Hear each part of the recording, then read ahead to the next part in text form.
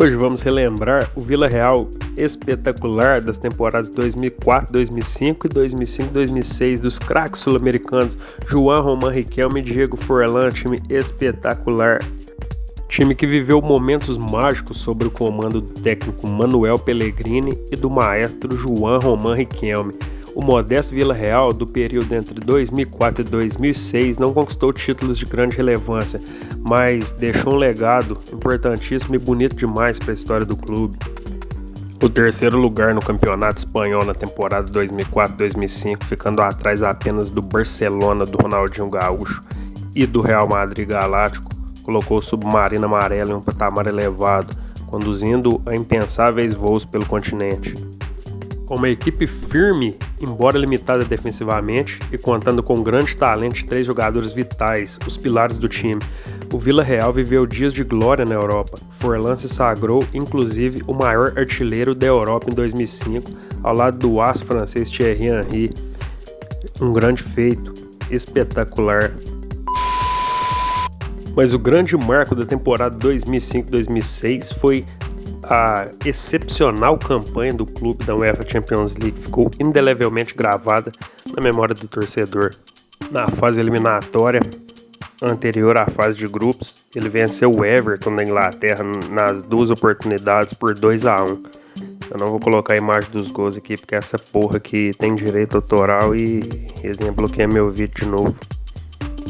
Já com a vaga na fase de grupos assegurada na sua primeira participação na Champions League, o clube caiu num grupo dificílimo com Manchester United, Benfica e Lille. O início não poderia ser mais difícil. De cara, o poderoso Manchester United, Ferguson e Cristiano Ronaldo. A estreia começou com um empate em 0-0 em casa no El Madrigal. Não serei o único, porque vieram mais 2 empates contra Lille, 0-0 fora de casa, e 1-1 contra o Benfica em casa. Depois já veio uma vitória contra o Benfica por 1-0 fora e outro empate contra o United por 0-0 e vitória por 1-0 contra o Lille em casa. O time conseguiu a façanha de passar em primeiro e de forma invicta.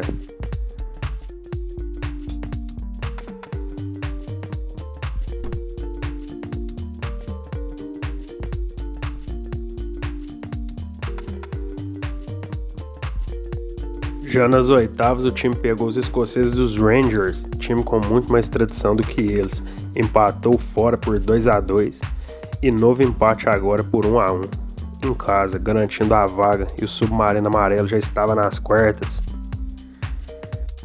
Aí, meu amigo, um mega desafio, enfrentar a Inter de Milão com Figo, Verón e Adriano Imperador no auge.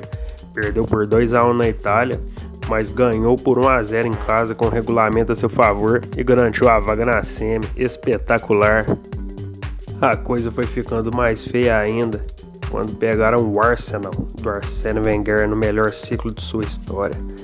Na Inglaterra, perdeu por 1-0. Não conseguiram fazer gols, mas apostaram sua ficha no jogo da volta no El Madrigal. Os amarelos dominaram a partida completamente, desperdiçaram chances, mas o alemão Lehmann estava impossível no gol também. Não conseguiram furar a rede, mas a grande esperança veio aos 44, quando José Mari sofreu o pênalti. A esperança estava nos pés do craque do time, mas infelizmente aconteceu esse fatídico lance para a equipe. Acaba a partida em 0-0. Os ingleses passaram, foi o fim de um sonho para a torcida amarela, mas nada que apague a incrível façanha que o Submarino fez e ficou guardada para sempre nos corações dos amantes do futebol em todo o mundo.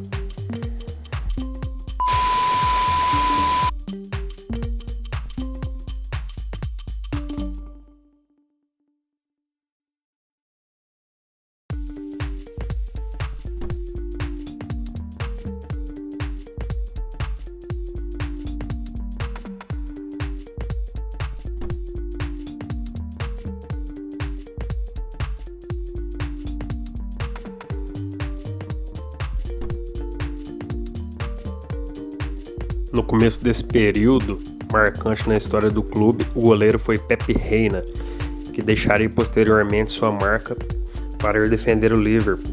Formado nas categorias de base do Barcelona e com passagem pelas seleções de base da Espanha, Reina se encontrou no Vila Real. Em 3 anos de clube, disputou mais de 100 jogos, conseguiu atrair o interesse de grandes clubes e chegou à seleção espanhola principal.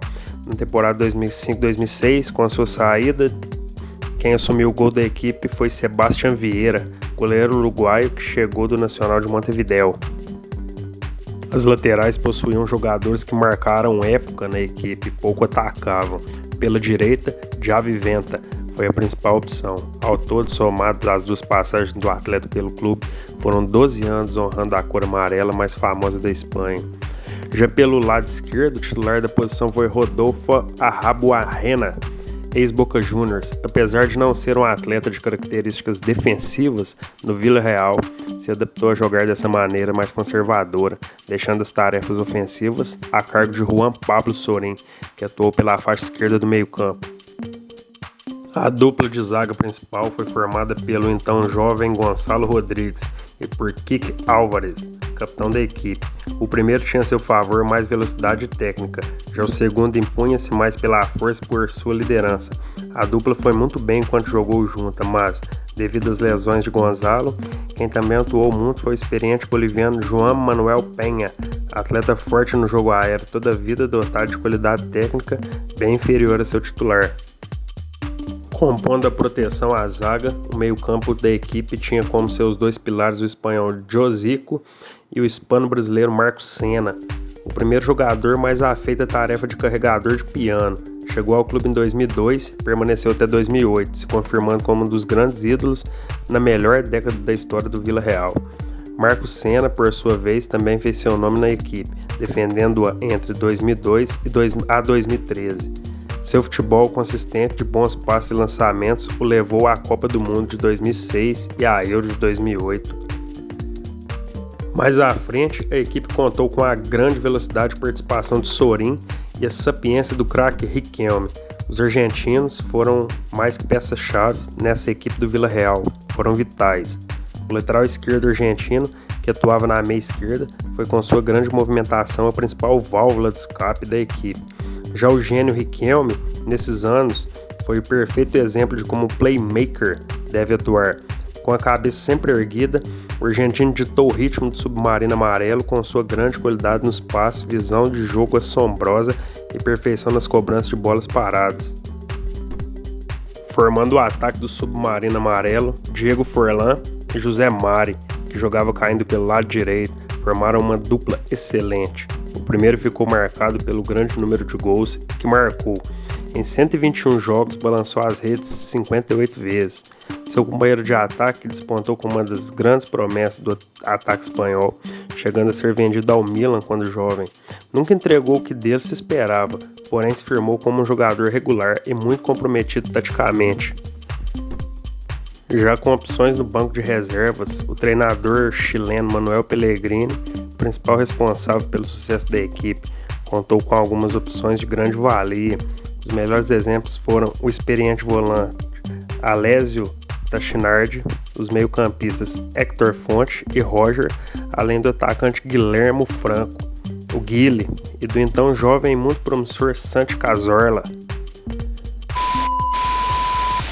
Esse foi meu vídeo sobre o Esquadrão do Submarino Amarelo, timaço que marcou a época.